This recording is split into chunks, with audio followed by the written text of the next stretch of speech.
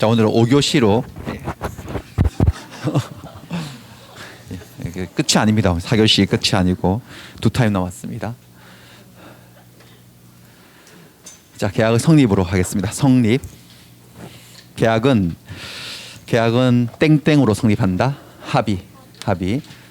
단독 행위는 일방적 의사표시로 성립하고 계약은 합의로 성립하고 합의. 의사표시의 합치 줄임말이죠. 의사표시가 합치되었을 때, 즉 합의가 되었을 때 계약이 성립이 됩니다. 합의가 되는 모습은 한 3가지 정도 있어요. 요 밑에서 보기로 하고, 자 보시면은 갑과 을이 화살표가 의사표시인데 서로 의사표시를 주고받아서 쏘았어요. 이게 두 의사표시가 합치되었을 때 합의가 되어야지 계약이 성립하고, 혹시 합의가 안 되면 불합의, 그러면 계약은 불성립, 성립하지 않는 거예요. 자, 합의가 되어야 되는데 합의는 2가지 측면에서 합의가 이루어져야 된다고 요구를 합니다. 의사표시 합치는 객관적인 합치, 주관적인 합치 2가지 측면에서 합치가 돼야 돼요. 2개의 의사표시가 객관적으로 합치한다는 것은 의사표시의 내용이 서로 일치해야 된다는 거예요. 내용이. 그 다음에 주관적 합치라고 하는 것은 두 의사표시의 원하는 상대방이 일치해야 된다는 소리예요. 각각의 불합치를 보면 무슨 말인지 이해가 쉽게 되는데요. 갑이 내 건물을 하나, 자기 건물을 1억 원에 사겠습니까? 팔고 싶은데 라고 의사표시했어요. 그랬을 때 계약이 되려면 1억에 사겠다고 해야 돼. 내용이 일치해야지 계약이 되는 건데 8천이면 사죠. 2천만 깎아줘요 라고 의사표시를 했으면은 이게 내용이 일치해요? 불일치해요? 불일치. 이게 객관적인 불합치예요. 그러면 계약은 성립하지 않는다라는 거예요. 객관적 불합치. 그러니까 계약이 되려면은 1억에 청약을 받았을 때 좋습니다. 1억 원에 사겠습니다. 이렇게 해야지 계약이 성립을 한다는 뻔한 소리예요. 그러니까 이번에는 1억에 사겠냐 그러니까 1억에 사겠다고 했어. 그럼 객관적으로 합치했는데 그 소리를 근데 을이 한 게 아니고 옆에서 듣고 있던 병이 한 거예요. 갑에게. 이러면 또 계약 불성립이지. 이게 주관적 불합치예요. 갑은 을에게 팔고 싶어서 을에게 사겠냐라고 의사표시를 했는데 청약도 받지 않은 병이 내가 살게요라고 1억 원을 승낙을 했다면은 이거는 내용은 똑같다 할지라도 원하는 상대방이 일치되지 않은 무슨 불합치죠? 이번에 주관적 불합치. 이때도 계약은 성립하지 않는 거예요. 그래서 계약이 성립이 되려면 서로 그 말을 하는 의사표시 내용도 일치해야 되고 원하는 상대방도 일치해야 된다. 그런 얘기예요. 별로 어렵진 않죠. 자, 그럼 객관적이든 주관적이든 의사표시가 합치가 안 되면 합의가 안 되면 계약은 성립하지 않는 건데 합의가 안 된 모습에도 2가지 모습이 있다고 해요. 안불합의하고 수문불합의, 모른불합의. 그러니까 두 당사자가 자기들은 의사의 합치를 보지 못했다, 합의가 되지 않았다는 것을 알고 있는 게 안불합의예요. 의식하고 있는 거죠. 합의가 안 됐음을. 이쪽을 안불합의라고 그랬으면 이쪽을 모른불합의라고 하면 딱 좋은데 뜻은 모른불합의라는 소리인데 그런데 번역이 돼서 들어오기 독일 말에서 왔겠죠. 이게 됩니다. 독일을 통해서 일본 통해서 온 건데 수문불합의라고 얘기를 해요. 수문불합의. 의식을 못하는 거죠. 합의가 안 됐음을 의식 못하고 있어요. 그러니까 착각하고 있어. 합의가 되었다고 착각에 빠져 있는 거죠. 그걸 수문불합의 또는 무의식적 불합의라고 합니다. 먼저 이쪽은 쉬운데 아까 그 봤던 거. 갑이 이 건물 1억 원에 사겠소? 라고 했더니 8천이면 살게요? 라고 했어요. 합의가 안 됐다는 것을 말을 주고받았으니까 알아요? 몰라요? 자기들이. 알고 있죠. 이게 안불합의, 의식적 불합의예요. 계약은 성립하지 않습니다. 뭐 뻔한 얘기고. 이쪽을 보니까 이번에는 뭐 미국인, 중국인, 외국인들이 나왔네. A, American, C는 Chinese, 중국인이에요. 여기는 홍콩이에요. 홍콩에서 두 사람이 만나가지고 먼저 미국인이 이거 $100에 사겠냐고 100 오케이? 라고 이렇게 딱 물어봤더니 오케이 이렇게 된 거예요. 그래가지고 자기들은 합의가 되었다고 생각한 거지. 계약서도 썼어요. $100라고 이렇게. 이렇게 되면 계약이 됐는 줄 알았는데 동상이몽을 했던 거예요. 미국인은 머릿속에 내가 말하는 달러는 무슨 달러다? 미국 달러다. US 달러. 이렇게 말을 했던 거고 중국인은 여기가 홍콩이니까 별말 없이 달러라고 했으니까 홍콩 달러지라고 생각하고 승낙을 한 거예요. 이게 달러라고 하는 같은 단위를 써도 미국 달러하고 홍콩 달러는 값어치가 거의 8배 차이 나요. 네, 8배 정도. 이거 하나 있으면 이거 8개 모아야지 저거 하나하고 비슷하죠. 한 7.8 그렇던데 환율표 보니까 최근에 보니까. 그러니까 두 사람은 대금에 있어서 합의가 된 거다 안 된 거다? 안 된 건데 미국인은 미국 달러로 얘는 중국 달러로 아니 홍콩 달러로 합의되었다고 착각에 빠져 있는 거죠. 이런 불합의를 뭐라고 한다고요? 수문불합의. 또는 무의식적 불합이라고 합니다. 결국 얘도 계약 성립, 불성립, 불성립. 얘도 불성립, 얘도 불성립. 다 계약 불성립이야. 계약 안 된 거예요, 그냥. 근데 여기 이제 이쪽에서 시험 문제 나오는 게 뭐냐면은 그럼 나중에 가서 A하고 C는 또 말을 맞춰보다가 서로 다른 생각을 하고 있다는 것을 알게 되겠죠. 그때 미국인이 당신은 이걸 갖다가 홍콩 달러로 생각했단 말이요. 나는 미국 달러로 생각했지. 그럼 우리는 영 합의가 안 된 거네. 이건 착오네. 착오니까 나는 이 계약을 취소하겠소라고 취소를 할 수 있느냐. 여기 이제 시험 문제거리거든요. 근데 뭐라고 돼 있느냐? 취소가 되지 않아. 취소 못하면 이행을 해야 되나? 아니. 이행할 필요도 없고 취소할 필요도 없는 거죠. 계약은 뭐 하지 않았으므로 성립하지 않았으므로 계약 자체가 아예 성립이 안 됐기 때문에 착오를 이유로 한 취소 문제 자체가 생기지 않는다는 걸 아셔야 돼요. 위치 파악을 하셔야 되는데 여기다가는 페이지 15라고 해두세요. 15페이지로 가볼게요. 15페이지 보시면 법률행위 요건이라고 해서 오랜만에 보는데요. 이 사다리 구조. 사다리 구조를 아셔야 되는데 자, 법률행위가 계약이 성립 요건을 갖추면은 성립을 하고 성립 요건을 갖추고 난 다음에 효력 요건까지 다 갖추면 효력이 발생한 유효가 되죠. 성립 요건을 못 갖추면은 뭐다? 불성립. 성립 요건을 갖추었으나 효력 요건을 제대로 못 갖추면 뭐가 되거나 뭐가 된다? 무효이거나 취소할 수 있게 되는 거잖아요. 그럼 여러분들 두 사람이 만나서 계약이 될 때 두 사람의 의사표시가 합치돼야 된다. 합의라고 하는 거예요. 의사표시 합치. 이 합의는 계약이 효력이 발생하기 위한 요건인 거예요. 성립하기 위한 요건인 거예요. 성립의 요건이지. 성립의 요건이 첫 번째 관문이에요. 그럼 두 사람이 합의가 안 됐으면 이쪽 아닙니까 이거? 불성립 아닙니까? 맞나요? 아까 그러니까 미국인하고 중국인도 A하고 C도 합의가 된 거다 안 된 거다. 그러니까 계약이 성립하지 않았으니까 취소 문제가 생기지 않는 거죠. 우리 착오를 이유로 계약을 취소한다. 착오가 있으면 법률행위 계약을 뭐 할 수 있는 거죠? 취소. 그거는 계약이 어쨌든 착오든 뭐든 계약이 착오로 뭐 했을 때 얘기죠. 성립을 했을 때 성립을 전제로 한 개념인데 성립했고 효력도 생겼는데 그 창신상해 사건 기억하세요? 창신상해 기억나시죠? 창신상해라고 말해도 창신상해인 줄 알고 샀는데 창신상해였어 아니었어? 아니지만 엉뚱한 가게지만 계약은 체결되었어 안 되었어요? 그러니까 그 계약을 뭐 하려고 하는 거죠? 취소. 계약이 체결되었어야지 취소 문제가 생기지. 근데 미국인 중국인 사건은 계약 자체가 체결되지 않은 불성립 상태이기 때문에 취소 문제가 도대체 생길 수가 없다는 거예요. 여기 있거든 여기. 그래서 여기 밑에 보시면은 뭐라고 되느냐. 법률행위의 불성립과 성립하지 않음과 무효 취소는 같은 거다 다른 거다. 다른 거지. 무효니 취소니 하는 이런 놈들은 다 무엇을 전제로 한 거죠? 계약이 일단 성립을 했다는 걸 전제로 논의하는 거잖아요. 그래서 2번을 보세요. 법률행위가 성립하지 않은 경우에는 취소 문제가 생길 수가 없고 이게 문제가 3개나 있어. 이 관계된 문제가. 그중에서 우리 3번이 3번. 숨은 불합의. 무의식적 불합의 같은 경우에는 계약 자체가 아예 성립하지 않았기 때문에 착오를 이유로 계약을 취소할 문제가 생기지 않는다는 거. 요거까지 봐두시면 되겠네요. 돌아갈게요. 다시. 돌아갈 페이지는 114페이지인가요? 네. 그래 놓고 여기까지만 문제를 좀 끊어서 하나 풀게요. 몇 개 풀게요. 계약을 성립해서 청약, 승낙 둘 다 의사표시들입니다. 계약을 구성하는 청약과 승낙을 주관적이고 객관적인 합치에 의해서 계약이 성립하는 거다. 맞죠? 그다음 갑은 자신이 소장하던 그림을 평소 갖고 싶어하던 을에게 매도 의사로 청약을 했어요. 을에게 청약을 했는데 병이 옆에서 승낙을 했어요. 계약이 성립하지 않는다. 맞죠?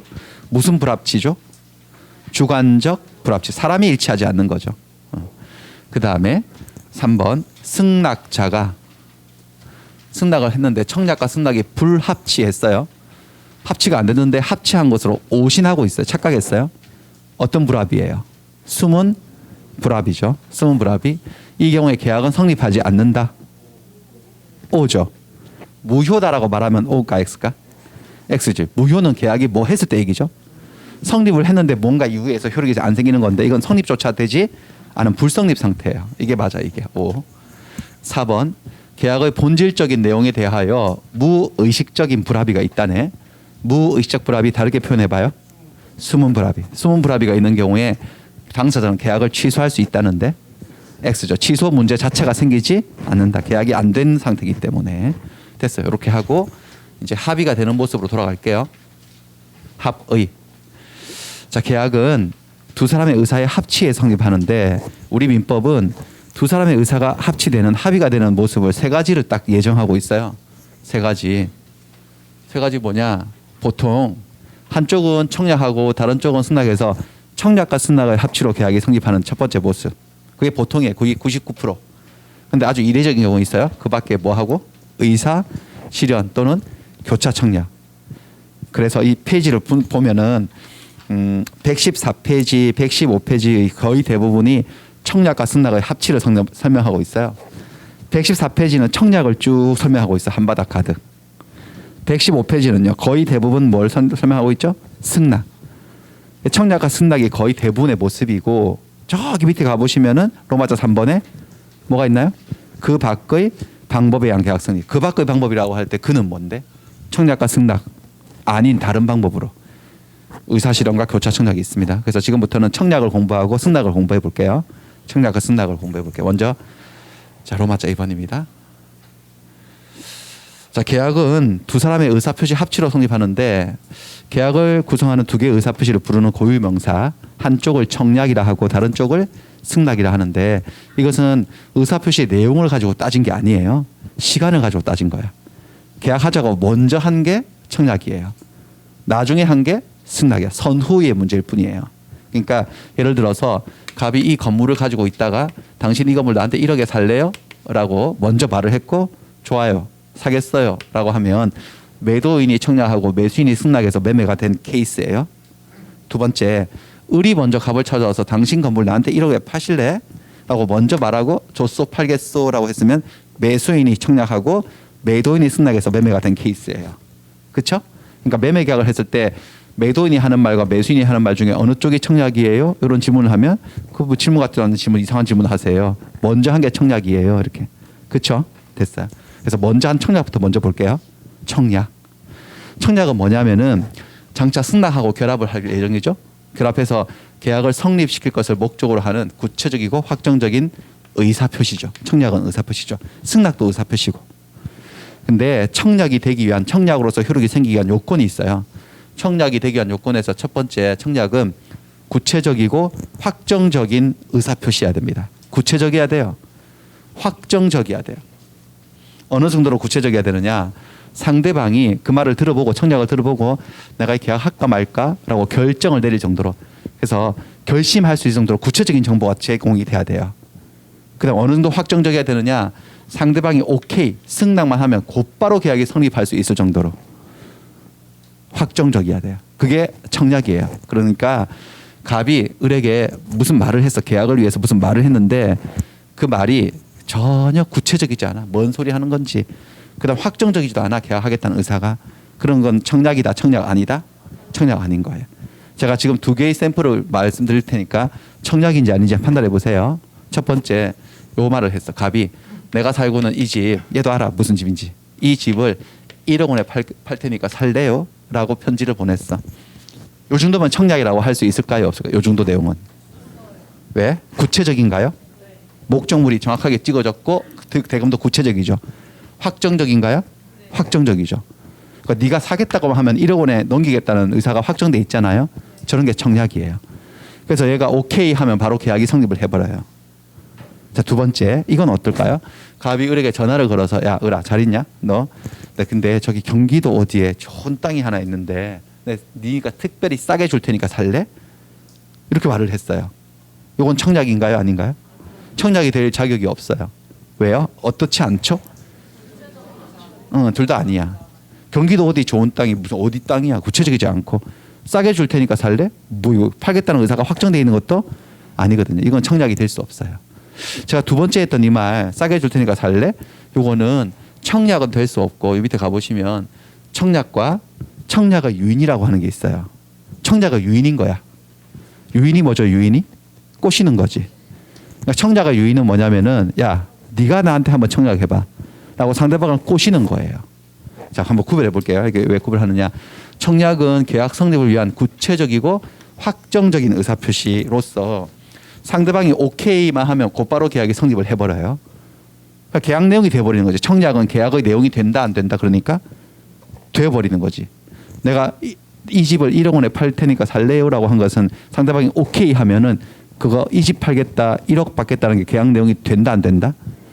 되기 때문에 계약의 내용이 되었다는 것은 법적으로 책임을 져야 된다. 그대로 자기 말한 대로 책임이 발생하는 거죠. 이게 청약이에요. 반면에 경기도 어디 좋은 땅이 있는데 싸게 줄 테니까 살래? 요거는 타인을 꼬셔서 유인을 해가지고 네가 나한테 한번 구체적으로 한번 제안을 해보시지라고 청약을 해오게끔 유도하는 행위예요. 이런 걸 뭐라고 한다고? 청약의 유인, 꼬신 거지 그냥. 그래서 유인을 딱 했거든요. 유인을 했더니 상대방이 뭔가 제안을 하네. 그러면 내가 그 얼마에 뭐 얼마에 이렇게 구체적으로 그게 청약이에요. 그러니까 청약을 내가 유인을 했더니 상대방이 청약을 해오네. 근데 그 청약을 들어보니까 별로 탐탁치 않아. 계약할 생각이 없어. 그러면 거절해 버릴 수도 있어. 내가 유인했다고 해서 청약을 해왔을 때 승낙해 줄 의무가 생기는 건 아니에요. 그러니까 유인할 때 마음은 나 너랑 계약한다는 의사가 확정되어 있어요? 확정돼 있지 않아요? 확정돼 있지 않아. 네 하는 말 들어보고 이거거든요. 그러니까 청약 피유인자 유인받은 사람의 청약에 대해서 유인한 자가 또다시 뭘 해줘야 되는 거야? 승낙을 해야지만 계약이 성립을 해요. 그럼 유인했을 때 썼던 말이죠. 유인할 때 싸게 줄 테니까 이런 말들. 그런 것들은 계약의 내용이 될까요? 안 될까요? 전혀 안 돼요. 그냥 꼬신 거예요. 그냥. 계약 내용이 되지 않기 때문에 법적 책임이 생기잖아요. 여기서 중요한 구별 실익이 있네. 청약은 계약의 내용이 되어서 책임이 생겨요? 안 생겨요? 청약은 생기는 말이고 유인은 책임이 따르지 않는 말이에요. 그냥 꼬신 거야. 가볍게 한번 꼬셔본 거야. 그래가지고 법적 책임을 전혀 지지 않지. 그럼 현실에서는 청약의 유인의 예가 뭐냐? 유인의 예가 각종 광고예요. 광고, 상품 광고하는 거. 광고는 여러분들 꼬시는 겁니다. 계약 내용을 제시하는 게 아니고 꼬시는 거예요. 각종 광고. 각종 광고. 이런 거. 강사르기 합격이다 이런 거 있죠. 그런 거요. 전국 최고의 강사진 이런 거 있죠. 그게 계약 내용입니까? 꼬시는 겁니까? 꼬시는 겁니다. 유인한 겁니다. 유인. 책임지지 않습니다. 메가랜드는 그런 거. 우리 원장도 마찬가지고. 그죠? 꼬시는 거예요. 그냥. 학원 광고가 대표적인 것 같은데 전국 최고의 강사진 이런 거 딱 꼬시는 겁니다. 그래서 거기에 여러분들 유인당하신 거 아닙니까? 그래가지고 내 수업을 들어보니까 뭐 별 최고 같진 않은데 그냥 뭐 좀 하네 그냥 그런 생각이 든다 하더라도 근데 요건 최고 이런 것들은 계약 내용이 아니기 때문에 그런 건 법적 책임이 생기지 않아요. 전혀. 그다음 뭐 아파트 분양 광고 이런 것도 그런데 아파트 분양 광고하면서 이게 교통 입지 조건이 좋아진다, 뭐 의료기관이 많이 생긴다, 도로가 확정되고 뭐 전철 복선화된다, 서울대학교가 이쪽으로 이전한다 이런 각종 광고들 있잖아요. 다 꼬시는 거죠. 아무런 책임이 생기지 않으니까 광고를 믿어서는 안 됩니다, 여러분들. 광고를 믿어서는 안 됩니다. 그다음에 근데 그럼 청약의 현실의 예는 뭐가 있느냐? 자판기 설치해 놓은 거예요. 커피 자판기 어떤 건물에 들어가보니까 복도에 자판기가 설치되어 있네. 자판기에 설치되어 있는 전면에 나와 있는 내용들은 구체적이지 않나요? 매우 구체적이에요. 확정적이고 카페 오레, 카페 모카 그런 거 있잖아요.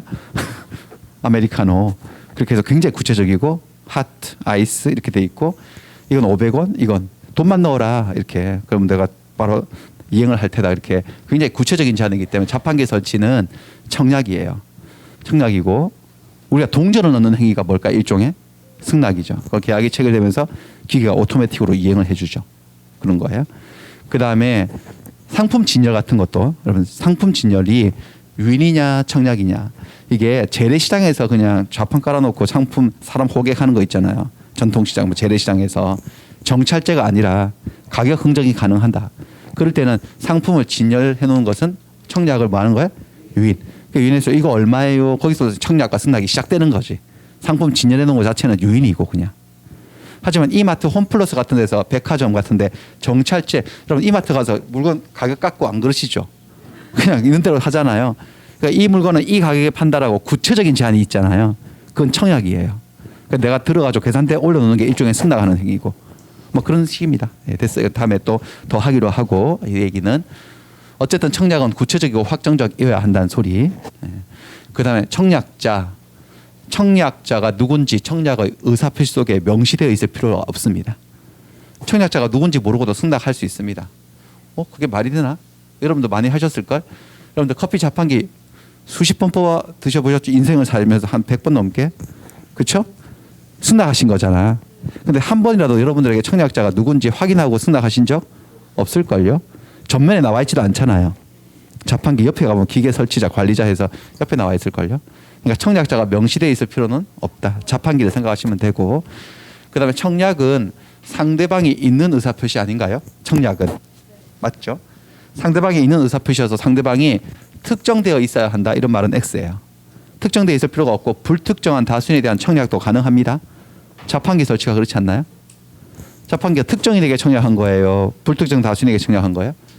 불특정한 다수. 커피 마시고 싶은 사람들아 다 뭐냐 뽑아가라 이렇게.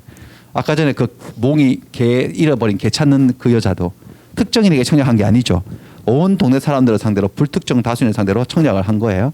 가능해요. 가능하고. 그다음 승낙 기간이라는 게 있어요. 승낙 기간은 정할 수도 있고 정하지 않을 수도 있어요. 정했을 때 528, 정하지 않았을 때 529.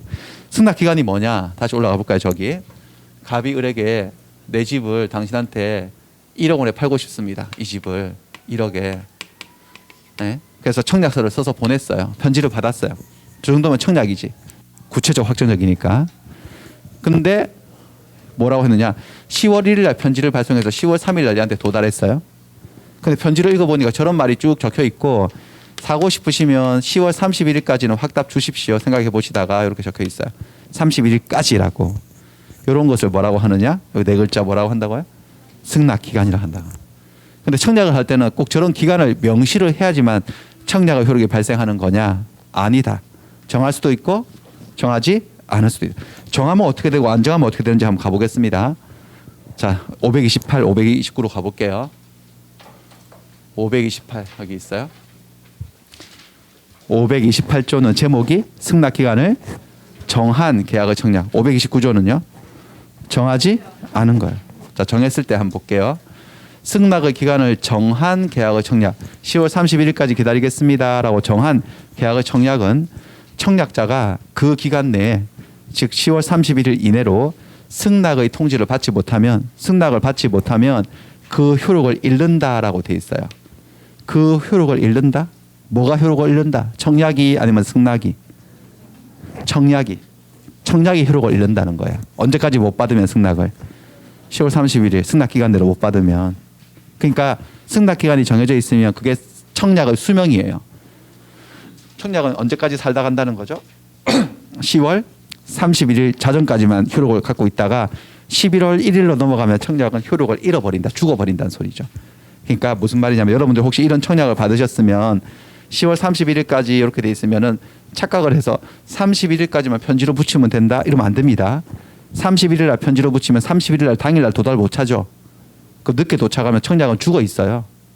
그러니까 이런 승낙 기간이 정해져 있으면 미리미리 승낙을 해서 청약이 살아 있을 때 청약과 승낙이 결합할 수 있도록 해줘야 된다는 소리예요. 늦게 오면 안 돼요. 혹시 을이 착각을 해가지고 이렇게 했다면 10월 31일까지라고 해가지고 10월 31일 날 승낙을 한 거예요. 그러니까 승낙을 해도 전화로 하면 여러분들 전화로 해버리면 내가 승낙하자마자 바로 도달해야 하네. 상대방이 귀에. 상관없는데 편지로 보냈네 이거를. 편지로 보내면은 바로 갈 수 없지. 그래서 이게 며칠 왔냐면은 11월 2일 날 온 거예요. 승낙이. 누구에게? 청약자에게. 그러면 계약이 된다는 거예요? 안 된다는 거예요? 안 된다는 거예요. 청약이 죽어 있거든요. 그러니까 승낙이 와가지고 청약을 불렀어 이렇게. 청약아 나 왔어 이렇게. 나왔어. 그러니까 청약이 대답을 안 하네. 대답을 안 해. 그래가지고 나왔다니까 청약 몇 번 불렀는데 계속 대답을 안 해가지고 약간 느낌이 쌓여서 이렇게 엎어져 있는 거야 애가. 그래가지고 청약을 이렇게 딱 돌려 눕혀봤더니 청약의 얼굴이 이렇게 돼 있어요. 눈이 이렇게 톡 빠지고 혀가 이렇게 나왔어요. 이렇게 죽었어. 죽어가지고 기다리다 죽은 거지. 언제 죽었을까? 10월 31일에 죽었어요. 옆에 유서도 하나 써놓고 죽었어요. 기다리다가 먼저 간다 이렇게. 기다려 먼저 간다. 다른 청약 만나서 행복하게 살아라 뭐 이렇게 하고 갔어요. 저런 일이 발생할 수 있으니까 승낙 기간이 정해져 있으면 승낙을 미리 붙여서 청약이 살아있을 때 승낙하고 만나볼 수 있게. 신부가 살아있을 때 신랑이 와야지 결혼을 할 거 아니겠어요. 신부 죽었어 기다리다 눈 빠져가지고 뭐 그런 얘기예요. 자, 그 다음에 안 정했을 때는 어떻게 되느냐 한번 볼게요. 안 정했을 때 529조 승낙 기간을 정하지 않은 계약의 청약. 승낙 기간을 정하지 않았을 때 그러니까 10월 31일 이런 말 없어도 청약은 효력이 생겨요. 그럼 쟤는 언제까지 살다 가느냐? 민법이 쓰는 수법이네. 청약자가 무슨 기간? 상당한 기간이야. 상당한 기간. 상당한 기간 내에 승낙 통지를 받지 못하면 효력을 또 잃는다네. 기간이 정해져 있으면 정해진 기간까지 살다 가는 거고 안 정했으면 얼마나 살다 간다고요? 상당하게 살다 간다. 상당하게. 며칠이냐? 그 시험 문제 안 나오지. 그때그때 다른 거예요. 그때그때 달라요. 근데 아무튼 청약서를 보냈어. 이렇게 기간 안 정하고 보냈는데 1주, 2주, 3주 회신이 없네. 한 달, 두 달, 세 달. 그쯤 되면 청약은 이미 상당한 기간이 경과함으로써 실효되었다고 볼 수 있죠. 됐어요. 한 6년쯤 있다가 만났거든요. 갑과 을이. 6년 있다가 갑자기 여자가 혼자 말처럼 중얼중얼 살게요 그러는 거예요. 그럼 뭐 한 거죠 지금? 6년 후에 승낙해도 계약이 된다 안 된다? 안 된다. 뭐 그런 얘기입니다. 자, 그다음에 다시 책으로 할게요. 그래서 승낙 기간은 그 정도 하고 그다음에 효력으로 할게요. 청약의 효력. 일단 효력이 어떤 효력인지를 따지기 전에 효력이 언제 발생하는지를 아셔야 돼. 근데 우리는 이걸 배웠는데 민법 총칙에서 청약도 의사표시인가요? 일종의? 상대방이 있는 의사표시는 상대방에게 뭐 하였을 때 도달하였을 때 효력이 생긴다는 도달주의 원칙 배우셨지? 도달, 상대방이 알 수 있는 상태에 놓였을 때. 청약도 그렇습니다. 상대방이 도달하면 효력이 생깁니다. 근데 여기 위에 뭐라고 적혀 있네? 격지자, 대화자, 불문. 격지자든 대화자든 도달주의다. 청약은 도달했을 때. 자, 격지자, 대화자가 뭔지 알아내야 되겠네. 34페이지로 가서요. 34페이지로 가보겠습니다. 일단 여러분들 그 격지자 할 때 격지자가 뜻이 뭐 같아요? 한자로 생각하면 격지? 격이 뭐예요? 격이? 떨어져 있다는 거예요. 격리하다 할 때. 이 시대의 키워드 아닙니까? 격리. 격지는 멀리 떨어져 있는 자들. 대화자는요. 옆에 딱 붙어서 얘기하고 있는 자들. 그러니까 이거 뭐냐면은 격지자와 대화자 개념은 의사표시란 표의자와 상대방 사이의 거리에 관한 개념이에요. 거리. 근데 거리는 거리인데 주의하실 게 있어요. 이때 거리는 물리적인 공간 거리가 아니에요. 시간적 거리 얘기하는 거예요. 시간 거리? 시간 거리가 뭔데? 시간이 얼마나 오래 걸리느냐. 의사표시가 발송되어서 저 위에 보시면은 발송, 작성, 발송, 도달, 요지 이렇게 돼 있잖아요. 그러니까 의사표시가 표의자에 의해서 발송되어서 상대방이 알 수 있는 상태에 도달될 때까지 시간이 얼마나 걸리느냐의 개념이에요. 이 둘은. 시간이 꽤 많이 걸리면 뭐라 그럴까? 이 두 사람 사이를 격지자, 떨어져 있다. 시간이 거의 안 걸리고 순식간에 가버린다면요. 대화자라고 하는 거예요. 대화자라고 하는 거예요. 그러니까 보니까 뭔가 의사표시를 52초에 발송했어. 10시 53분 52초에 53초에 1초 걸려서 가버린 거야. 뭐라 그래요? 대화자. 자, 20일 날 발송했어요. 이렇게 붙였어요. 그랬더니 이틀 정도 걸려서 왔어.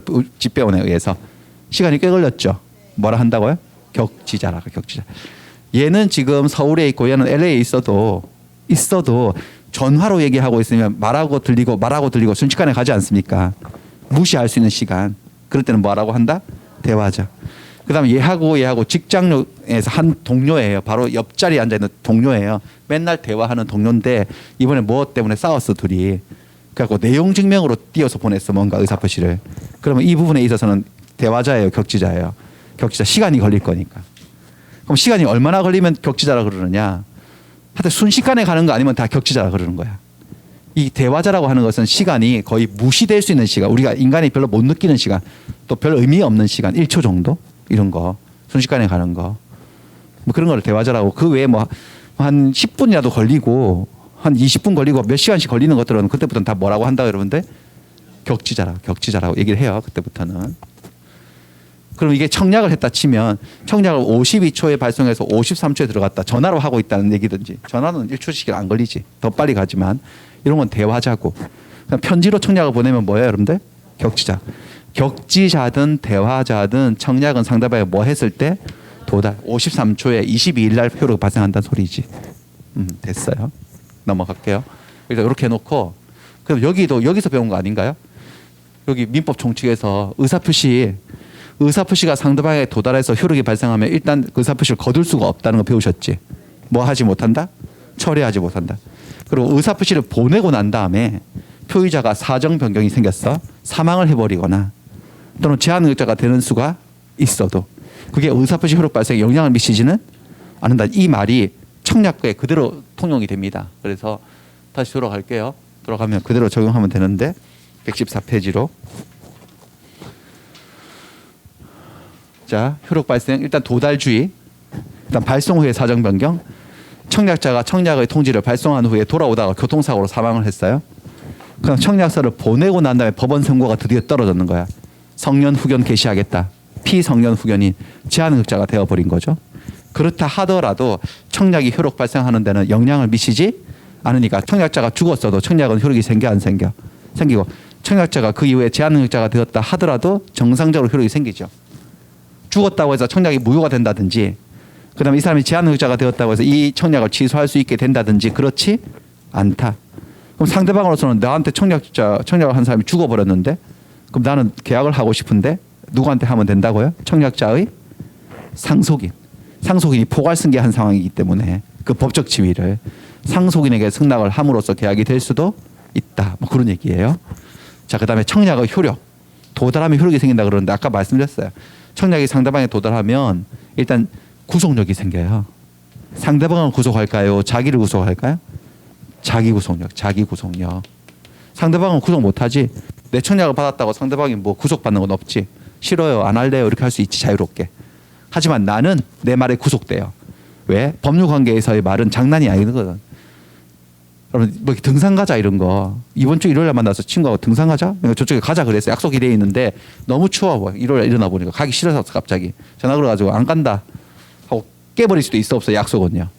그런 약속은 깰 수도 있죠. 자꾸 깨면 이제 근데 좀 미움을 받지만 하지만 법적인 의사표시는요 함부로 거둘 수가 없어. 무슨 장난도 아니고. 그래서 청약이 상대방에게 도달해서 효력이 생기면 청약자는 그 청약을 마음대로 뭐하지 못한다. 철회 거둘 수 없습니다. 철회 못합니다. 철회라는 말은 취소도 아니고 해제도 아닙니다. 저런 건. 취소는 언제 하는 거냐. 재착하. 제한흑자가 했거나 착오에 빠져서 했거나 하자에 있는 사기 강박을 당했거나. 해제는 아직 안 배우셨지만 해제는 주로 상대방이 채무 불이행을 할 때 하는 거거든요. 그런 것들하고 다른 것. 취소나 해제는 내가 한 의사표시나 계약이 효력이 생겼는데 어떤 이유에 의해서 그 효력을 없애버리는 거예요. 그에 비해서 철회는 어떤 거냐. 내가 한 의사표시가 아직 효력이 생기지 않았을 때만 할 수 있는 거야. 의사표시를 하긴 했는데 아직 효력은 안 생겼어. 뭔 소리일까요? 아직 상대방이 도달했다 안 했다? 안 했다든지 뭐 했지만 어쨌든 효력이 안 생긴 상태에서 요 의사표시는 내가 괜히 했다. 이거 안 할래라고 거두는 거야. 그게 철회예요. 철회. 근데 의사표시가 상대방에게 도달해서 효력이 생기면 철회를 못해요. 그럼 어떻게 상대방에 도달하기 전이면요 철회할 수 있어 없어요? 있다는 거죠. 도달하기 전이면. 근데 철회하는 것도 하나의 의사표시거든요. 이것도 의사표시예요. 이거 언제 효력이 생길까? 상대방에 뭐 하면요? 도달하면. 그럼 이렇게 되는 거네. 내가 뭔가 청약을 했어 상대방한테. 청약을 편지로 띄워서 가고 있는데 청약을 하자마자 다음날 후회가 되네. 아니, 괜히 했네 싶어서 청약을 뭐 하고 싶은 거지? 철회. 근데 철회를 하고 싶으면 내가 철회한다는 의사표시가 내가 어제 보낸 청약보다 추월해서 먼저 상대방에게 뭐 해야 된다는 거야? 그래야지 철회가 되지. 추격전이 벌어지는 거예요. 그 막 쫓아갔는데 내가 먼저 보낸 청약이 아슬아슬하게 먼저 탁 도달해 버렸네. 그럼 철회가 1초 늦게 딱 들어가네. 그럼 철회가 된다 안 된다? 안 되는 거야. 적어도 철회가 되려면 철회가 먼저 도달하거나 해석상 동시에는 도달해 줘야지만 철회가 된다고 해요. 이거 한번 연습해 볼게요. 이게 예를 들어서 이렇게 갑이 내 건물을 1억 원에 사겠습니까? 라고 보냈어. 10월 1일 발송해서 편지로 보냈어. 편지로 보내면 격지자예요, 대화자예요? 시간이 걸리니까 격지자죠? 격지자예요. 어떤 분들은 자꾸 물어보냐고 어디 사는지도 말 안 해주고 떨어져 있다고 자꾸 말하지. 시간의 문제이기 때문에 어디 사는지가 중요한 게 아니죠. 예. 편지로 보냈으면 격지자죠. 근데 10월 2일이에요. 오늘 10월 1일이니까 청약서가 가고 있을 것 같은데 도달했는지 아닌지 몰라요. 병이 찾아와가지고 이 갑한테 그 집 나한테 파셔. 내 2억 드리죠. 이렇게 한 거예요. 이렇게 되면 지금 난리가 난 거네. 내가 얘한테 1억 원에 팔겠다고 청약서를 띄워놨는데 하루 빨리 올 것이지 얘 와가지고 2억에 사겠다는 거야. 당연히 누구한테 팔아야지 돼요? 병한테 팔아야 되는데 문제는 내 청약이 상대방에게 뭐 해버리면 그럼 나는 이걸 거둘 수가 없고 얘가 승낙해버리면 1억 원에 계약이 돼버리는 거예요. 그러니까 빨리빨리 뭘 해야 되는 상황이죠. 비상. 철회해야 돼. 철회도 편지로 보내고 있을 겨를은 없는 거지. 철회는 어떻게 해야 돼? 격지자로 해야 돼? 대화자로 해야 돼? 대화자로 빨리 가게 해야 돼? 전화로 해야 돼. 전화로. 전화를 걸었지. 전화를 걸어가지고 우리한테 나한테 뭐 왔어요? 이렇게 물어본. 나한테 혹시 뭐 온 거 없어요? 라고 했을 때 이 여자가 뭐요? 이렇게 된 거야. 뭐 이렇게 했으면 철회가 되는 상황이 안 되는 상황이야. 아무것도 오지 않았다는 거니까. 그러면 이제 다행이라고 하고 이제 말을 하는 거지. 그거 오늘 저녁에나 내일 아침 좀 나한테서 뭐가 편지가 하나 갈 건데 받으면 찢어요 그냥. 지금 뭐 하고 있는 거죠? 자기 청약을 철회하고 있는 거잖아. 그 뭔데요? 하고 물어보면 내가 내 집을 당신한테 팔겠다고 청약서를 띄웠는데 내 팔 생각이 없어져서요. 안 할래요? 안 팔래요? 이렇게 철회할 수가 있다는 거지. 근데 만약에 그렇게 철회하려고 전화를 걸었는데 여자가 되게 반갑게 받더니 살게요 그러는 거야. 그럼 어떻게 된 거야? 철회할 수가 없게 되고 살게요까지 했으니까 모두 해버린 거죠. 매매 돼버린 거 매매. 그럼 얘는 자기 말에 책임질 게 생긴 거지. 소유권 넘겨줄 의무가 생겼어 안 생겼어? 1억밖에 못 받아. 근데 이쪽에서 이런 청약 받으니까 얼마나 속이 쓰릴까? 어떻게 해야 돼요 이거? 이쪽에 승낙해야 돼 다시. 승낙해서 또 매매해야 돼 그냥. 이걸 뭐라 하죠? 그런데 부동산의 이중매매. 1매수인을 배신을 때려버리고 2매수인하고 계약해야 돼. 그리고 2매수인한테 등기해줘야 돼 그냥. 그럼 1매수인 난리를 칠까 안 칠까? 치겠지. 계약 해지하고 손해배상 청구하고. 그럼 손해배상 해주면 되지. 이게 2억이잖아요. 무슨 손해배상이 1억이나 될 것 같아요. 그러니까 이렇게 하는 게 맞아요. 그렇죠? 배신을 해야 돼. 배신하고 그렇게 하시면 되겠네. 됐어요. 여기 청약은 뭐 이런 내용이에요. 예, 그래서 뭐 됐습니다. 구속력 뭐 됐고 실질적 흐름은 뭐냐? 청약이 상대방에 도달하면 이제 승낙하고 결합해서 계약을 성립시킬 수 있는 자격이 생겼어. 승낙 적격이라고 그러는데 됐어요. 문제를 한번 보겠습니다.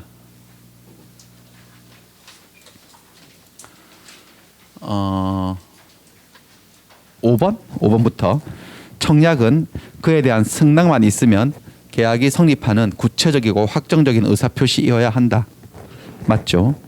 6번 불특정한 다수인을 상대로 하는 청약의 의사표시는 효력 없다. X 효력이 있다. 자판기, 현상 광고 등 예가 많다. 7번 청약자가 청약을 할 때는 청약과 동시에 승낙기간을 정하여야 한다. 정할 수도 있고 안 정할 수도 있다. X. 8번 격지자 간의 계약에서 청약을 물어봤어요. 편지예요? 전화예요? 격지자면. 편지겠죠. 청약은 그 통지를 상대방에게 발송했을 때 효력이 생긴다? 아니요. 뭐 했을 때? 도달했을 때. 도달주의. 9번 청약자가 그 통지를 발송한 후 도달하기 전에 사망을 해버렸다네. 그랬을 때 청약은 효력 상실한다. X. 상실하지 않는다. 효력 발생한다. 상대방은 승낙을 하면 된다. 상속인에게. 10번 청약자가 청약의 의사표시를 발송한 후에 제한능력자가 되어버렸어. 법원 선고가 떨어진 거지. 그래도 청약의 효력에는 영향을 미치지 않는다. 맞나요? 뜻은 뭔데? 영향을 미치지 않는다는 것이 이 청약은 취소할 수 없다 이 소리죠. 그렇죠? 취소할 수 없다는 소리예요. 그 다음에 11번 청약이 상대방에게 도달을 하여서 효력이 발생하더라도 청약자는 이를 철회할 수 있다. 철회할 수 없습니다. 도달하고 나면 철회가 안 됩니다. 자, 그다음 승낙 가볼게요. 승낙. 다시 책을 보시면 오른쪽 페이지로 가서 승낙은 누가 하는 거죠? 승낙은 아무나 하는 거예요. 청약을 받은 사람이 하는 거야. 청약을 받은 사람이 누구에게 하는 거예요? 청약자에게 하는, 아무나한테나 하는 게 아니에요. 청약자에게 하는 거예요. 청약에 대응을 해서 계약을 성립시킬 것을 목적으로 하는 청약자에 대해서 하는 의사표시예요. 여기서 아까 살짝 넘어갔는데 계약은 자유로운 거다. 채권 계약은 특히 자유롭다. 청약을 받았다고 승낙할 의무는 없어요. 승낙할 것인지 거절할 것인지는 내 자유입니다. 자유예요.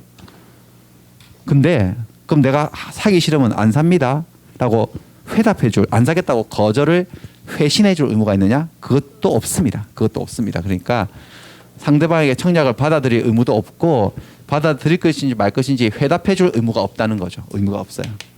그래서 계약하기 싫으면 어떻게 하면 되죠? 아까 그 방법을 쓰면 되죠. 가만 시간을 흘려보내면 되지. 그럼 청약이 피토하고 죽잖아요. 이렇게 눈 빠져서. 그렇게 하면 돼요. 근데 이 청약자가 이상하게 청약을 해왔어요. 청약서를 보니까 내 건물을 당신한테 1억 원에 팔고 싶대. 10월 31일까지 연락 바란대.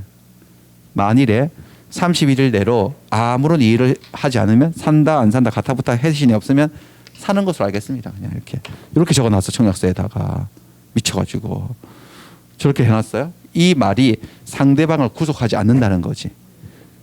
그 말을 딱 들었을 때 깜짝 놀래가지고 어이? 그러면 내가 아무 대답도 안 해주면 계약이 돼버리는 걸까? 그럴 거라면은 아무리 바쁜 일이 있어도 만사제쳐두고 저 안 삽니다라고 회답을 해줘야 된다는 건데 그럴 의무를 상대방이 뭐 한다고 너한테 부담을 시키겠어요. 그러니까 이런 문헌은 상대방을 구속하지 않으니까 그냥 웃기시네 그러고 무시하면 돼요. 무시하면 어차피 청약은 어떻게 된다고? 눈 빠지고 피투하고 죽어요. 어차피. 그러니까 이런 건 상대방을 구속하지 않는다는 거. 그 다음에 승낙으로서 효력이 생겨서 계약이 되려면 아까 보셨죠. 두 개의 의사표시는 객관적으로도 합치, 주관적으로도 합치. 객관적인 합치가 내용의 일치를 말하는 거죠. 계약이 되려면 승낙하고 청약하고 내용이 서로 똑같아야 돼요. 근데 이렇게 이 집 5억에 사겠소라고 청약이 왔는데 4억이면 사겠습니다라고 했으면 내용이 불일치죠, 여러분들.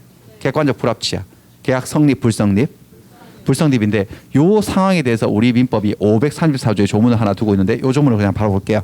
조문 옮겨놓은 거예요. 그대로예요. 승낙자가 청약에 대해서 조건을 붙이거나 변경을 가해서 승낙을 하면 그 청약을 거절한 거래. 그리고 새 청약을 한 걸, 새로 청약을 한 것으로 본대. A 플러스 B로 분해를 해요. 자, 승낙자가 청약에 대해서 지금 5억 청약을 받았는데 4억 원으로 승낙을 한 것은 변경을 가해서 승낙한 거잖아요. 그렇죠? 이게 어떻게 해석되느냐? 5억 원에는 안 삽니다. 5억 청약을 뭐 한 거다? 거절한 거예요. 거절. 그래서 5억 청약은 실효되는 거예요. 거절받았기 때문에. 효력 잃어버리고 새 청약. 4억에 파는 건 어때요? 라고 새 청약을 보낸 거로 본다고. 그러니까 내가 5억으로 청약했는데 4억에 승낙을 받으면 나의 청약은 거절받은 거예요. 내 청약은 효력을 잃었고 내가 새로 청약받은 거야. 4억에 팔으라고. 그래가지고 얘가 너무 훅 깎으시는데 4억 5천은 어때요? 라고 말을 했다면 4억 원의 새 청약을 다시 뭐 한 거죠? 자기가? 거절한 거지. 그리고 4억 5천으로 다시 또 청약을 보낸 거예요. 핑퐁 게임인 거예요. 이렇게 탁구처럼. 그렇게 해서 어떤 지점을 향해서 이렇게 수렴해 가는 거예요. 뭐 어렵지 않죠? 이게 무슨 말인지 아시겠죠? 그렇습니다. 그 다음에 주관적 합치. 주관적 합치는 상대방의 이치니까 승낙은 누구에게 해야 되는 거예요? 청약자에게 해야 되고 아무한테나 막 하면 안 돼요. 이런 사람들한테 하면 됩니까? 불특정한 다수에게 승낙을 했다? 아까 전에 청약은 이렇게 할 수 있어 없어? 청약은 불특정 다수에게 할 수 있지. A4지로 걔 사진 붙여가지고 온 동네 사람들에게 할 수 있지만 승낙을 이리 할 수는 없습니다. 승낙을 불특정 다수에게 해버리면 나도 누구랑 계약했는지 나도 모른다는 거 아닙니까? 이건 있을 수 없는 얘기다. 승낙은 특정한 청약자에게 하는 거다. 그 다음에 연착되었을 때 내용 일치하고 상대방 일치하는 거 다 좋은데 무엇보다도 청약이 살아있을 때 승낙하고 만나봐야 된다고 했습니다. 그래서 승낙으로 효력이 생기기 위한 너무나 중요한 요건 승낙 기간 내에 청약자에게 컴백해야 되는 거 도달해야 돼. 다시 돌아와야 됩니다. 승낙이 와야 됩니다. 그래야지 계약이 될 수 있습니다. 만약에 승낙 기간을 경과하여 도달했어요. 경과해서 10월 31일까지라고 했는데 31일 넘겨서 왔어. 11월 달에 왔어. 연착. 지연해서 도착했어요. 그럼 계약 성립한다 안 한다? 안 하죠. 왜? 뭐 때문에 문제가 된 거야? 청약이 죽어 있잖아. 계약이 될 수가 없어요. 없는데 여기 530조에 이런 말이 있어요. 단 청약자는 연착이 된 승낙을 늦게 들어온 승낙을 뭐로 볼 수 있다고요? 새 청약으로 볼 수 있다는 말이 있어요. 새 청약으로 볼 수 있으므로 청약자가 연착된 승낙에 대해서 또다시 승낙을 하면 계약이 될 수도 있어요. 자, 전혀 어렵지 않은 게 그냥 볼까요? 문제 이쪽은 다음에 하고 왼쪽만 볼 거예요.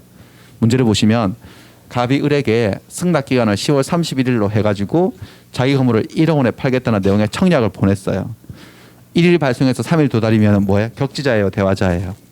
격지자. 이틀 걸렸으니까. 이 청약은 며칠 날 효력이 생겨요? 1일 날 아니면 3일 날? 3일 날 도달주의. 그랬는데 이에 대한 승낙이 오긴 왔는데 11월 2일 날 왔어. 승낙 기간이 며칠인데? 그럼 왔을 때 청약 상황이 상상이 되시죠? 죽었어, 청약. 유서 쓰고. 연착된 승낙이죠.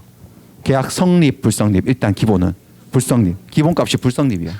이럴 때 우리 민법이 530조가 뭐라 하고 있느냐. 이 연착이 된 승낙은 승낙 구실을 못하는 거지. 청약이 죽었기 때문에. 하지만 청약자가 이 승낙을 다시 자기가 뭘 받은 셈 칠 수 있다는 거죠. 청약을 받은 셈 칠 수 있다는 거예요. 그래서 다시 승낙을 하면 계약이 될 수도 있다는 건데 승낙이 도달을 했을 때 늦게 왔기 때문에 청약은 이미 죽어 있는 상태이기 때문에 일단 계약은 성립하지 않는다. 이게 기본이에요. 하지만 이때 갑이 이 연착이 된 승낙을 뭘 받은 셈 치고 청약을 받은 셈 쳐서 을의 승낙에 대해서 자기가 다시 새 청약을 봐가지고 갑이 다시 뭐 한다는 거죠?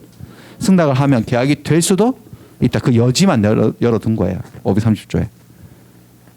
이거 저런 건 좀 쉽죠, 여러분들. 저거는 어렵지 않은 얘기들이죠. 쉬워요. 그 다음에 됐고 이거는 승낙의 효력 발생 시기를 볼게요. 이제 아까 청약의 효력 발생은 언제 이루어졌어? 청약은 상대방에게 도달했을 때. 승낙도 의사표시 아닌가요? 그럼 승낙도 원래 원칙대로 하자면 상대방에게 다시 청약자에 뭐하였을 때 도달했을 때 계약이 성립. 근데 승낙이 효력이 발생한다는 건 이퀄 뭐죠? 이제 드디어 계약이 성립한다는 건데 이 성립 시기 문제인데 자 여기에 격지자 간의 계약에 있어서 특칙이 하나 존재해요. 격지자 531조에 뭐라고 되어 있느냐 이렇게 돼 있어요. 531조 한번 보세요. 조문 한번 보세요. 531조 여기 있네. 격지자 간의 계약 성립 시기 뭐라고요? 격지자 간의 계약은 승낙의 통지를 발송했을 때 성립한대. 뭐 했을 때가 아니고 도달이 아니고 이게 예외적 발신주의예요. 발송했을 때 승낙 통지를 발송했을 때 계약이 성립한다는 예외적 발신주의를 취하고 있습니다. 시험에 많이 냈죠? 지금 많이 냈죠? 이거 한번 볼까요? 승낙을 발송하는 손인데 그러니까 이 사람이 지금 청약을 받은 거야. 저런 청약을 받았어요. 그래서 이제 사기로 결심을 해가지고 승낙을 보내요. 승낙서를 편지로 써서 보내가지고 20일 날 발송을 해요. 그리고 22일 날 도달을 해요. 누구에게 도달한 거야? 이 승낙이 청약자에게. 그러니까 이 손은 누구 손이죠, 여러분들? 이 손은 승낙자의 손이에요, 청약자의 손이에요? 청약자. 이 손은요? 승낙자고 승낙자가 승낙을 해서 보내가지고 이틀 후에 청약자가 다시 받았다는 거죠. 승낙을. 기간 내에 들어왔어. 10월 31일까지라고 했는데 20일이면 기간 내에 온 거죠. 근데 이거 20일 발송에 20일 도달이니까 격지자네. 격지자 간의 계약인데 이렇게 계약이 되면 며칠 날 계약이 성립한다는 거예요. 지금 10월 20일 날 승낙을 발송한 날 계약이 성립한다는 발신주의를 취하고 있는 거예요.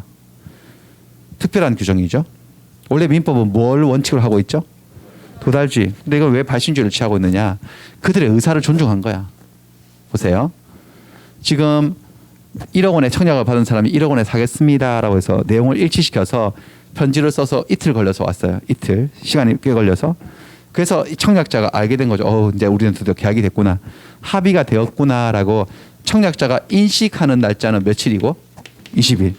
근데 청약자의 인식을 떠나서요. 그냥 전지적 작가 시점으로 가서 그냥 온 세상 다 알고 있는 신이 볼 때는 다 알고 있다면은 얘들은 실제로 합의를 한 날이 며칠이죠? 합의가 이루어진 날은 20일 아닌가요? 맞나요? 20일 날 내가 사겠다고 의사표시를 해서 이미 여기서 합의는 된 거야. 객관적으로. 합의가 되었다는 걸 청약자가 알게 되는 게 며칠인 거죠? 20일. 오래 걸려서 알게 되는 거죠. 시간이 꽤 오래 걸려서. 그럼 어차피 합의가 된 이 당사자들은 자기들 계약 성립이 합의된 최초 시점에서 합의되기를 더 원치 않을까요? 늦어지는 것보다는. 그래서 그들의 의사를 존중해서 이렇게 시간이 오래 걸리는 어떤 사이일 때는요. 격지자 사이일 때는 어차피 합의가 됐으니까 이때 발송할 때 승낙을 발송한 이때 계약이 성립하는 것으로 봐줘가지고 당사자들에게 물어보는 거죠. 좋지? 괜찮지? 너희들이 원래 이날 합의가 된 거니까 하고 앞당겨 준 거예요. 이렇게 오래 걸리는 격지자 사이 계약에서는 앞당겨 준 겁니다.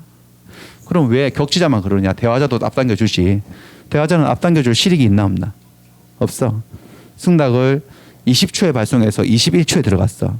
1초 앞으로 당겨줄 필요가 없죠. 별 차이도 없으니까 괜히 복잡하기만 하고.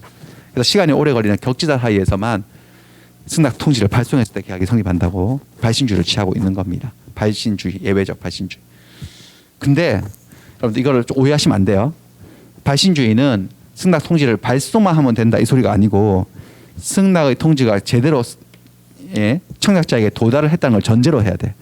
지금 22일 날 제대로 도달을 했기 때문에 계약이 성립하고 성립하는 날짜만 이틀 앞으로 당겨주겠다는 얘기예요. 만일에 여러분들 20일 날 발송을 하긴 했는데 무슨 일인지 11월 2일 날 왔어요. 11월 2일 날 오래 걸려서 이상하게 사고가 나가지고 연착된 거예요. 그러면 11월 2일 날 승낙이 왔을 때 청약은 죽어 있죠. 계약이 된다 안 된다? 안 돼요. 발송만으로 족하지 않습니다. 여기서 발신주의는 승낙 기간 내에 제대로 정상적으로 도달했다는 걸 전제로 깔고 그랬을 때 성립 날짜만 계약 성립 날짜만 며칠 앞으로 당겨주는 것일 뿐이에요. 이해되시나? 네, 그렇습니다. 여기까지. 여기까지 문제를 한번 볼게요. 승낙 문제를 보겠습니다. 12번 청약자가 청약에다가 청약을 하면서 일정한 기간 내에 이의를 제기하지 않으면 승낙을 한 것으로 보겠습니다라는 뜻을 표시했어요. 청약서에다가. 이의 없이 그 기간이 지나가 버리면 계약이 성립을 해버린다는데 X죠. 성립하지 않습니다. 13번 승낙자가 청약에 대해서 조건을 붙여서 승낙을 한 거야. 그대로 승낙한 게 아니고 조건을 붙여서 승낙을 했어요.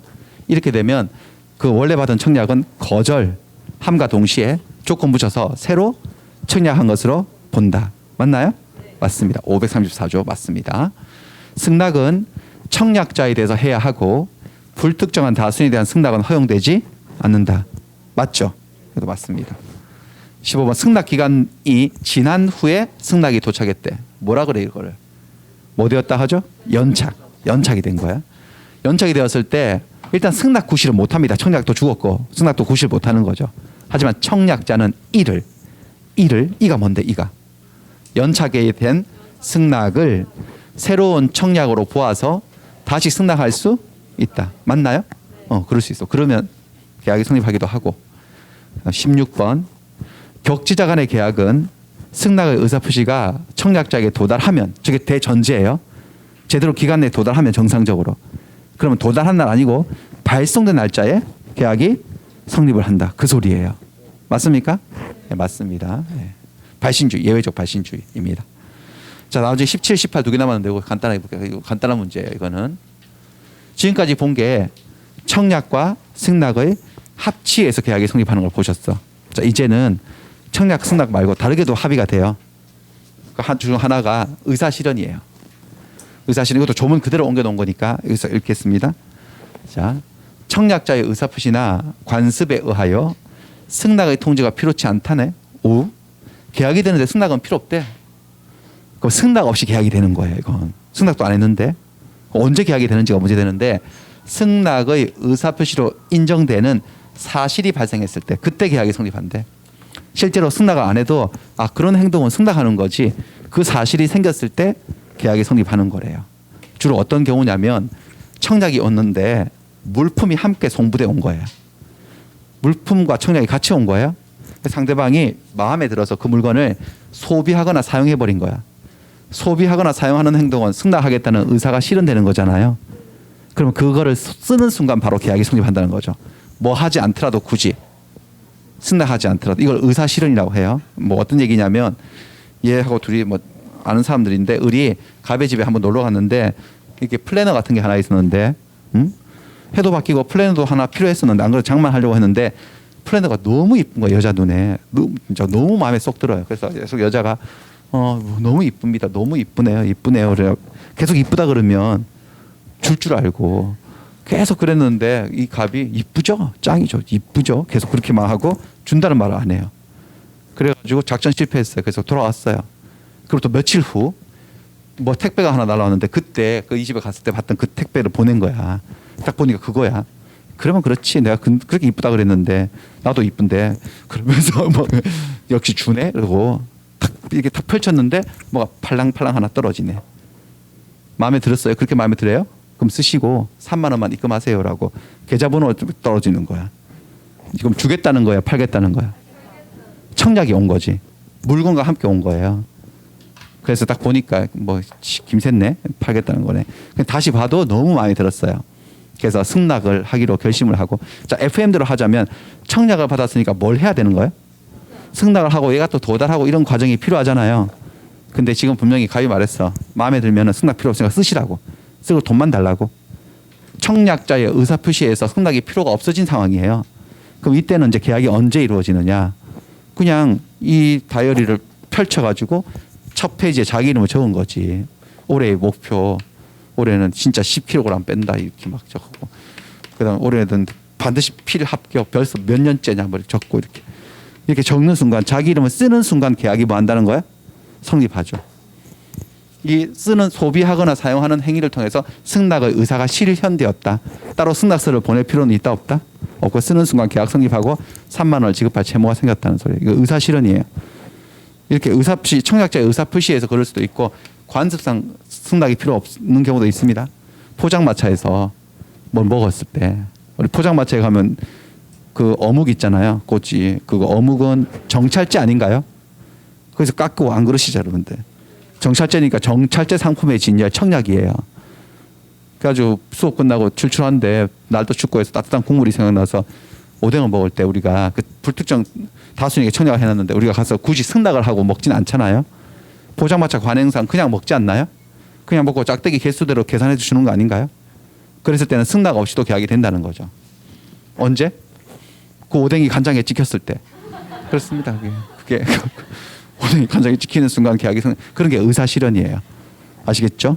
오뎅을 간장에 찍으면서 이건 532조 의사 실현이다. 내가 간장에 찍음으로써 승낙의 의사가 실현되어서 승낙 안 해도 계약이 되는 거다. 뭐 그런 거 알아두시면 돼요. 그 다음에 여기 마지막에 교차 청약. 교차 청약은 청약과 승낙이 아니고 청약과 청약이 합치되어서 계약이 되는 거야. 둘 다 청약을 했는데 내용이 똑같아. 동일한 내용의 청약이 서로 교차된 거야. 그럼 내용이 똑같으니까 객관적 합치. 서로 상대방이 했으니까 주관적 합치. 사실 승낙과 청약과 승낙이 아닐 뿐이지 결국은 객관적 주관적으로 합치되었기 때문에 계약이 된다. 다만 언제 되느냐? 양 청약이 상대방이 다 도달했을 때, 모든 청약이 다 도달했을 때 계약이 성립한대요. 엄청 많이 냈죠. 중요해서 많이 낸 거 아니고 낼 게 없어요, 별 계약법에. 그래서 맨날 내는 건데 보세요. 이 집을 3억 원에 팔게요라고 청약을 해서 1일 발송해서 3일 도달이에요. 근데 그 집 나한테 3억에 파시죠라고 3월 2일 날 발송했어. 그러니까 이걸 받고 내가 승낙을 한 게 아니고 나도 청약을 한 거야. 서로 청약했는데 원하는 내용이 서로 달라요, 같아요. 똑같고 상대방도 일치해요. 그러니까 계약 성립인데 이 청약은 4일 도달, 이 청약은 3일 도달. 그럼 계약은 며칠에 성립한다고요? 4일. 최종 청약 도달시. 제일 마지막 날짜만 찍으면 끝인 거예요. 됐어요. 이거 보고. 그래서 문제를 보겠습니다. 17번. 청약과 더불어 송부된 물품을 소비하거나 사용했대요. 그러면 계약이 성립합니까? 저걸 뭐라 한다고 저런 거를? 의사 실현이라고 합니다. 18번. 교차 청약의 경우에는 나중에 청약이 발송되었을 때 계약이 성립한다? 발송이 아니라 뭐예요? 나중 청약 도달 시에 계약이 성립을 하는 거예요. 최종 청약 도달 시. 그래서 틀렸습니다. 됐고요. 잠깐만 쉬었다가 뒷부분 조금만 더 할게요. 오늘 조금만 더 해서.